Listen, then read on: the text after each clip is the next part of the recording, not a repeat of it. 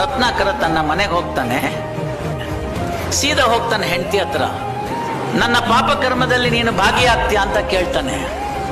ಅವಳು ಹೇಳ್ತಾಳೆ, ಅದು ನಿಮ್ಮ ಕರ್ಮ, ನಾನು ಯಾಕೆ ಭಾಗಿಯಾಗ್ಲಿ, ಮತ್ತೆ ನೀನೇನು ಅಂತ. ನಾನು ನಿಮ್ಮ ಸುಖಕ್ಕಿದ್ದೀನಿ, ನಿಮ್ಗೆ ಸಹಧರ್ಮಿಣಿ ಆಗಿದ್ದೀನಿ, ಒಳ್ಳೆ ಕೆಲಸ ಮಾಡಿ ನಾನು ನಿಮ್ಗೆ ಅದಕ್ಕೆ ಸಹಕಾರ ಕೊಡ್ತೀನಿ, ಕೆಟ್ಟ ಕೆಲಸಕ್ಕಲ್ಲ ಅಂತಾಳೆ.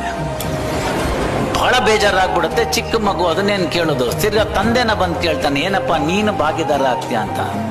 ಅದಕ್ಕೆ ಅವನು ಹೇಳ್ತಾನೆ, ತಂದೆ ಅದು ನಿನ್ನ ಕರ್ಮ, ನಾನು ಯಾಕಾಗ್ಲಿ, ತಂದಾಗ್ತೀಯ ಮುಪ್ಪಿನ ಕಾಲದಲ್ಲಿ ಅಷ್ಟೋ ಇಷ್ಟೋ ತಿನ್ಕೊಂಡು ಬಿದ್ದಿರ್ತೀನಿ ಅಂತ. ಇಷ್ಟೊತ್ತಿಗೆ ಮನ ಪರಿವರ್ತನೆ ಆಗುತ್ತೆ. ರತ್ನಾಕರ ವಾಪಸ್ ಬರ್ತಾನೆ.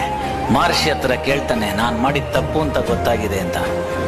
ಆ ತಪ್ಪು ಅಂತ ಗೊತ್ತಾದಾಗ ಏನು ಮಾಡಬೇಕು ಅಂತ ಕೇಳ್ತಾನೆ. ಮುಂದೆ ರಾಮ ಮಂತ್ರವನ್ನು ಅವರು ತೋರಿಸ್ಕೊಡ್ತಾರೆ. ಮುಂದೆ ಒಂದು ಉತ್ತಮವಾಗಿರ್ತಕ್ಕಂಥ ರಾಮಾಯಣ ಅಂತಕ್ಕಂಥ ಗ್ರಂಥವನ್ನು ಬರೆದುಕೊಟ್ಟಂಥ ವಾಲ್ಮೀಕಿ ಮಹರ್ಷಿಗಳಾಗಿ ಹೊರಹೊಮ್ಮುತ್ತಾರೆ.